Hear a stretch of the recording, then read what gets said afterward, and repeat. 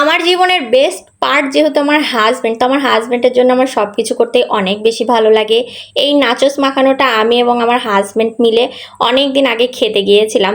ওখানে খেয়ে আমাদের এতটাই ভালো লেগেছে, তোমরা যদি শুরুর থেকে আমার ভিডিও দেখে থাকো তাহলে হয়তো জানতে পারবা।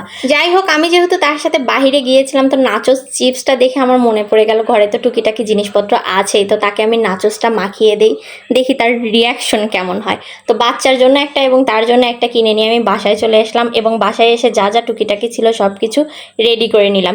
গাজরের পরিমাণটা একটু কম ছিল, কিন্তু আমি আর আমার ছেলে সকালে একটা গাজর ছিল সেটা খেয়ে ফেলছে, আর জাস্ট একটুখানি গাজরটা ছিল সেটা দিয়েই মাখিয়ে দিলাম।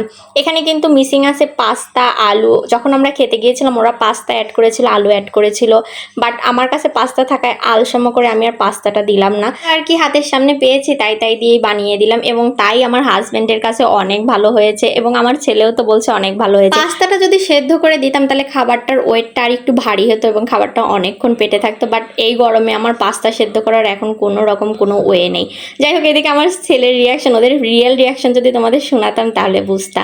আর এই স্প্রাইটের সাথে এই গিলাস কারা কারা পাইছো? আমাদের বাসায় তো এই গিলাস নিয়ে খুব মারামারি হয়। আমার ছেলের একটা আছে জন্য আমার ছেলে কারোকে খেতে দেয় না, তো আজকে আমি আমার হাজবেন্ডের জন্য আরেকটা নিয়ে নিলাম। তোমরা যদি বানিয়ে থাকো তাহলে কিন্তু আমাকে অবশ্যই জানাবা। আজকের মতো তাহলে এইটুকুই। থ্যাঙ্কস ফর ওয়াচিং গাইস, আল্লাহ হাফেজ।